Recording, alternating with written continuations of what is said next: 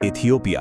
जब भी ये नाम सामने आता है तो अक्सर आज की खबरें या कुछ गिनी चुनी तस्वीरें ही जहन में आती हैं। लेकिन आज के हमारे इस विशेष सफर में हम उस मॉडर्न इथियोपिया की बात बिल्कुल नहीं करने वाले। तो चलिए गहराई में चलते हैं और उस इथियोपिया को महसूस करते हैं जो हमारे इंसानी इतिहास से भी कहीं ज्यादा पुराना है। एक ऐसी जगह जो महज नक्शे पर बना कोई देश नहीं, बल्कि खुद पृथ्वी की टाइमलाइन का सबसे अहम पन्ना है। इथियोपिया में प्राचीन इतिहास बसता नहीं है, बल्कि वो खुद ही प्राचीन इतिहास है। जरा इस बात की गहराई को महसूस कीजिए। ये कोई ऐसी जगह नहीं है जहां इतिहास सिर्फ किताबों के पन्नों में या म्यूजियम के कांच के पीछे दफन हो।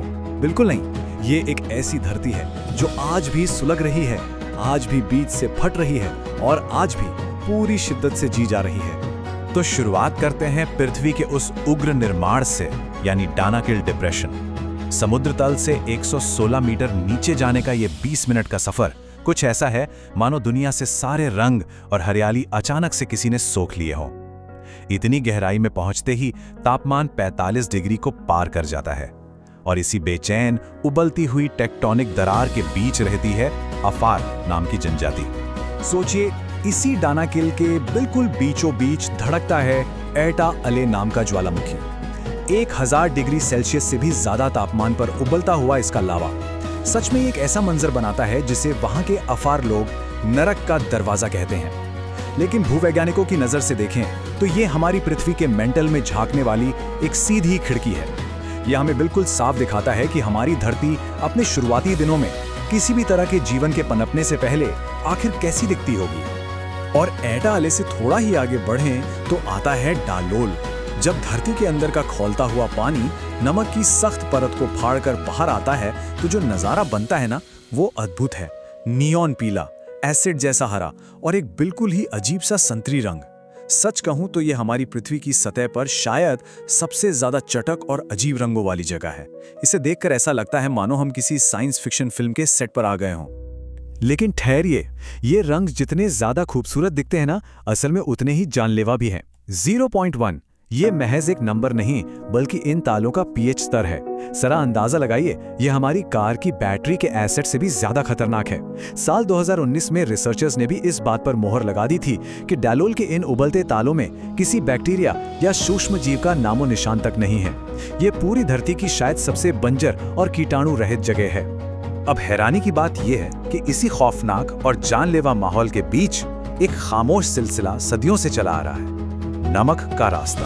अफार के लोग आज भी अपने हाथों से 30-30 किलो के नमक के स्लैब निकालते हैं। फिर हर ऊंट की पीठ पर ऐसे 4 स्लैब लादे जाते हैं और शुरू होता है मेकेले तक का 3 दिन का एक बेहद थका देने वाला सफर। ये कोई नई बात नहीं है, ये परंपरा 1000 से भी ज्यादा सालों से बिना थके बिना रुके चल रही है। ये लोग धरती के सबसे खूंखार परिदृश्य को ऐसे पार करते हैं मानो ये कोई आम दिन हो। अब बात करते हैं पत्थरों में तराशी गई आस्था की, यानी हाईलैंड साम्राज्यों की। चलिए अब नीचे उस भूरे और उबलते डानाकिल डिप्रेशन से निकलकर थोड़ा ऊंचाई की तरफ चलते हैं, उन गहरे हरे रंग वाले इथियोपियन हाईलैंड्स की ओर। यहाँ पहुंचकर हमारी कहानी सिर्फ भूविज्ञान की नहीं रह जाती, बल्कि इंसानी आस्था और पुरानी सभ्यताओं के गहरे निशानों की बन जाती है। इस इलाके में सभ्यता की जड़ें इतनी गहरी हैं कि आप हैरान रह जाएंगे। साल 3116 ईस्वी में ही अक्सुमाइट साम्राज्य ने ईसाई धर्म को अपना लिया था। जरा सोचिए, यूरोप के कई बड़े और प्रमुख देशों से भी बहुत पहले। उसके बाद 12वीं सदी में राजा लालीबेला ने चट्टानों को काटकर शानदार चर्चों का निर्माण करवाया और फिर 1636 में गोंडर के किलों की नींव रखी गई। ये सच में एक बहुत ही लंबा और अविश्वसनीय रूप से समृद्ध इतिहास है। मिसाल के तौर पर लालीबेला के इन चर्चों को ही देख लीजिए। 11 ऐसे चर्च जिन्हें ईंटों से नीचे से ऊपर नहीं चुना गया, बल्कि ऊपर से नीचे की तरफ। जी हाँ, ठोस लाल ज्वालामुखी चट्टान को लोहे की छेनियों से काट कर बनाया गया है। और सबसे खास बात, ये कोई पुराने खंडहर नहीं है। पिछले 800 सालों से यहाँ आने वाले अनगिनत तीर्थयात्रियों के हाथों के स्पर्श से इन चर्चों के पत्थर आज बिल्कुल चिकने हो चुके हैं। ये आस्था का एक ऐसा जीता जागता सबूत है जिसे वक्त की आंधी भी नहीं मिटा सकी।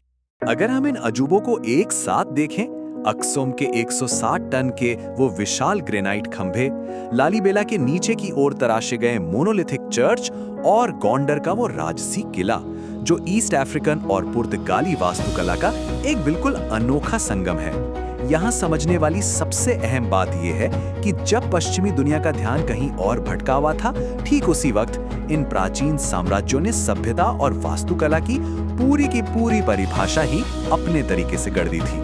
अब आगे बढ़ते हैं ऊंची चोटियों के रक्षकों की ओर, सीमियन पर्वतमाला। अब हम एक ऐसी जगह पहुंच रहे हैं जहां अचानक से 1500 मीटर की एकदम सीधी खड़ी ढलान आती है। ये एक प्राचीन ज्वालामुखी वास्तुकला है जहां जीवन बिल्कुल किनारे पर एक धागे के सहारे टिका हुआ है और यहाँ रहने वाले जीवों ने खुद को इस ऊंचाई के हिसाब से बिल्कुल ढाल लिया है।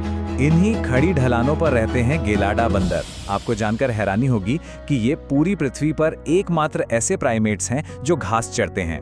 और इनकी आवाज़ें, वैज्ञानिकों का मानना है कि इनकी आवाज़ें और चैटरिंग इंसानी बातचीत के जैसी ही जटिल और किसी धुन जैसी होती हैं। ये 800 की भारी संख्या वाले समूहों में रहते हैं और शिकारियों से बचने के लिए 2000 मीटर से भी ऊपर सीधी खड़ी चट्टानों पर बिल्कुल बेखौफ सोते हैं। लेकिन इन्हीं ऊंचाइयों पर एक और जीव बहुत खामोशी से अपना वजूद बचाने की जंग लड़ रहा है, इथियोपियन भेड़िया।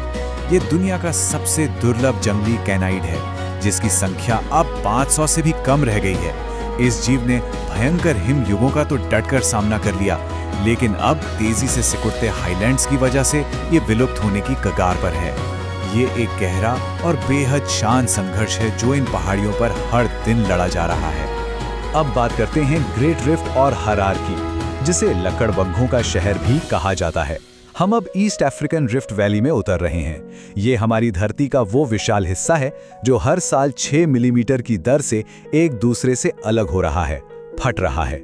ये पृथ्वी पर एक ऐसा भूवैज्ञानिक घाव है जिससे निकलकर ही हमारे पूर्वजों ने इस दुनिया में अपना पहला कदम रखा था। इस गहरी दरार के बीच भी जिंदगी कैसे अपने अनोखे रास्ते निकाल लेती है, ये आप जिवे झील को देखकर समझ सकते हैं।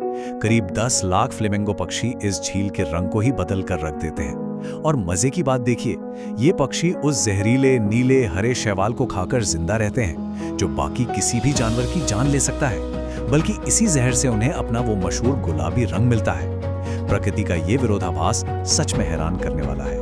और इसी रिफ्ट के पास बसा है हरार शहर। इस शहर की सबसे बड़ी पहचान है जुगोल, 3.5 किलोमीटर लंबी एक सफेद पत्थर की दीवार जिसमें 5 पुराने दरवाजे हैं। इस दीवार के अंदर 82 मस्जिदें और संकरी घुमावदार गलियां हैं। इस पवित्र शहर ने पूरी 14 सदियों तक, जी हाँ 14 सदियों तक बाहरी दुनिया को खुद से दूर रखा और अपनी एक बिल्कुल अलग अछूती पहचान बनाए रखी।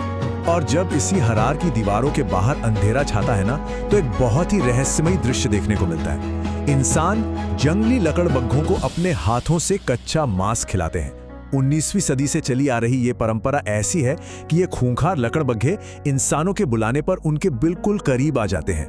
इंसान और जंगली जानवरों के बीच का एक ऐसा खामोश और पुराना समझौता है जहां जंगली और पालतू होने की लकीर बिल्कुल ही धुंधली पड़ जाती है। अब सफर को आगे बढ़ाते हैं ओमो घाटी की तरफ, एक ऐसी जगह जहां समय का पहिया जैसे कभी घूमा ही नहीं। इथियोपिया के इस दक्षिण पश्चिमी हिस्से में आते ही एक अजीब सी शांति और एक बेहद पुराना एहसास होता है। इस घाटी में मुर्सी, हैमर और कारो जैसी 16 अलग अलग जनजातियां रहती हैं और वो आज भी अपने उसी प्राचीन तरीके से जीवन बिता रही हैं। ओमो घाटी कोई जीता जागता म्यूजियम नहीं है। ये एक ऐसी जगह है जहां समय का कोई दखल कभी आया ही नहीं। इस बात को थोड़ा ठहर कर समझिए। मुर्सी महिलाओं की लिप प्लेट्स हों या हर दिन उनके शरीरों पर की जाने वाली वो अनोखी पेंटिंग, ये किसी बाहरी इंसान को दिखाने या पर्यटकों के मनोरंजन के लिए नहीं है। ये उनकी असल जिंदगी है, एक ऐसी परंपरा जो सदियों से बिना किसी बाधा के बिल्कुल स्वाभाविक रूप से आज भी सांस ले रही है। मिसाल के तौर पर हैमर जनजाति को ही लें। यहाँ एक लड़के का आदमी बनने का सफर बहुत ही कठोर होता है। इसे उकुली बुला यानी बुल जंपिंग कहते हैं। होता यह है कि 20 बैलों को एक साथ खड़ा कर दिया जाता है और एक लड़के को नंगे पैर इन हिलते डुलते बैलों की पीठ पर दौड़ना होता है। यहाँ नियम बिल्कुल साफ और सख्त हैं। एक भी चूक हुई तो जिंदगी भर की शर्मिंदगी, और अगर पार कर गए तो समाज में एक जिम्मेदार पुरुष के तौर पर पहचान और शादी का हक। और अब हम इतिहास के बिल्कुल उस बिंदु पर पहुंचते हैं जहां से ये सब हम सब शुरू हुए थे। 32 लाख साल।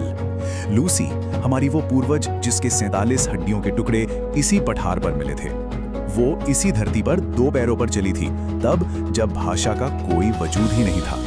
जरा सोचिए, हमारी जड़ें, हमारा पूरा का पूरा अस्तित्व इसी मिट्टी से जुड़ा हुआ है। तो इस पूरे विश्लेषण के बाद हमारे सामने 2 अलग-अलग तस्वीरें बिल्कुल साफ हो जाती हैं। एक तरफ वो इथियोपिया है जिसे हम आज की ग्लोबल न्यूज़ और हेडलाइंस की नज़रों से देखते हैं, और दूसरी तरफ है पृथ्वी का वो असली इथियोपिया जो मानव विकास और इस ग्रह के निर्माण का निर्विवाद पालना है।